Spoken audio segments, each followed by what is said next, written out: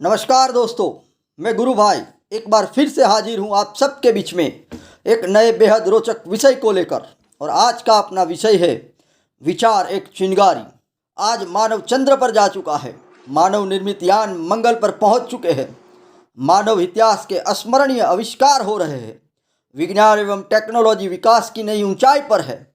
पर यह विकास या ये प्रगति किसकी देन है? तो जवाब है विचार। आदिकाल से आज तक मानव प्रगति का इतिहास मानव मस्तिष्क के विचारों की गाथा एवं विचारों का सही सृजनात्मक प्रयोग और उसके परिणामों की प्राप्ति का इतिहास रहा है। महान वैज्ञानिक न्यूटन जब छोटे थे तब की बात है। एक दिन वो एप्पल के पेड़ के नीचे बैठे थे। उन्होंने देखा कि पेड़ के ऊपर से एप्पल नीचे गिरा। न्यूटन ये देखकर विचार मग्न हो गए। वो बहुत दिनों तक विचार करते रहे कि कोई भी चीज़ नीचे की तरफ ही क्यों गिरती है, जरूर इसमें कोई रहस्य है। और वो लग गए उस रहस्य को सुलझाने में। और उनके उसी एक विचार ने जगत को लॉ ऑफ ग्रेविटी दे दिया। एप्पल को नीचे गिरते हुए पहले भी बहुत लोगों ने देखा, पर कितने लोगों ने ऐसा विचार किया? जिसने विचार किया वो दुनिया में अमर हो गए। यह है विचार की शक्ति। महान तत्वचिंतक जॉन रस्किन कहते हैं कि मानव इतिहास मूलभूत से विचारों का इतिहास है। मिसाइल मैन, भारत के एवं विश्व के महान scientist doctor Abdul Kalam sir अपनी बायोग्राफी में कहते हैं कि बचपन से मुझे आकाश के रहस्यों एवं पंछियों के उड्डयन में भारी रुचि थी, आकर्षण था। मैं जब पंछियों को ऊंचे आकाश में उड़ते देखता तो मुझे भी आकाश में उड़ने की बड़ी इच्छा होती थी। भले ही मैं गांव का एक लड़का था, पर मुझे अड़ग श्रद्धा थी अपने विचारों पर कि एक दिन आकाश में जरूर उड़ूंगा। और रामेश्वर से आकाश में उड़ने वाला पहला लड़का बना। एक सामान्य घर के लड़के को आकाश में उड़ने के पीछे मुख्य कारण था उसका प्रबल विचार। और उसके लिए कहा गया है कि sow a thoughts reap an action. जब विचारों का फार्मिंग होता है तब वो क्रिया में आकार लेती है। इस दुनिया में जितने भी बड़े बड़े आविष्कार हुए हैं वो कभी न कभी किसी के दिमाग में आया हुआ एक विचार था। ऐसा कहा जाता है कि दुनिया में कोई भी घटना दो बार बनती है। एक पहले किसी के दिमाग में विचार के रूप में आती है और बाद में दुनिया में वो वास्तविक रूप में आकार लेती है।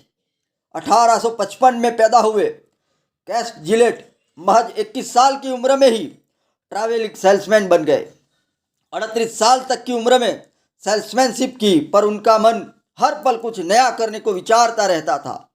और एक दिन एक प्रबल विचार आया और विचार ने दुनिया को पहली बार एक सेविंग ब्लेड एवं होल्डर का अद्भुत आविष्कार दिया। जिलेट के अद्भुत विचार का ही परिणाम था कि महज 6 साल में ही 200 देशों में 1.2 करोड़ जिलेट ब्लेड का सेल हुआ। जमशेदजी टाटा के दिमाग में आए हुए छोटे से विचार ने दुनिया को टाटा जैसा अद्भुत समूह दिया। धीरूभाई अंबानी के विचार ने दुनिया को रिलायंस जैसा उद्योग अंपायर दिया। भारत एवं विश्व के महान वैज्ञानिक डॉक्टर विक्रम साराभाई के एक विचार ने भारत को इसरो जैसी अद्भुत संस्था दी। भारत के प्रथम बड़ा प्रधान जवाहरलाल नेहरू के एक विचार ने भारत को भाखरा नागल डैम, IIM एवं IIT जेवी बेनमून एजुकेशन संस्थाएं दी। आप अपने आसपास छोटी या बड़ी जो भी चीज़ देख रहे हैं वो कभी न कभी किसी के दिमाग में आया हुआ एक विचार था। भारत के महान सपूत स्वामी विवेकानंद सफलता का सूत्र बताते हुए कहते हैं कि विचार लो, उस विचार को अपना जीवन बना लो, उसके बारे में सोचो, उसके सपने देखो, उस विचार में जियो। अपने मस्तिष्क, मांसपेशियों, नसों, शरीर के हर हिस्से को उस विचार में डूब जाने दो। यही सफल होने का तरीका है। इसीलिए मुझे सुन रहे सभी लोगों से गुजारिश करता हूँ कि अपने विचारों पर ध्यान दीजिए।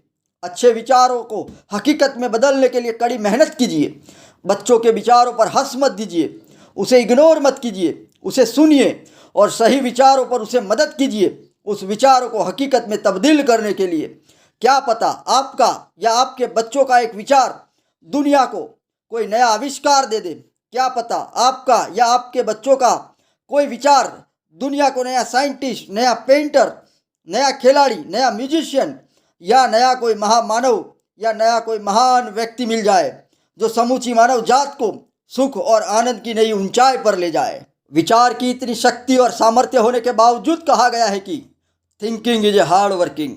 विचार करना एक कठिन कार्य है। क्योंकि विचार और विकास जैसे साथ साथ चलते हैं, वैसे ही विचार और विनाश भी एक ही सिक्के के दो पहलू हैं। विचार दो धारी तलवार की तरह काम करते हैं। अगर विचार योग्य, नियंत्रित एवं सर्जनात्मक हो तो वो विचार सही में विकास करते हैं, पर अगर विचार अयोग्य, अनियंत्रित एवं विध्वंसकारी हो तो वो विचार समूची मानव सभ्यता का विनाश करते हैं।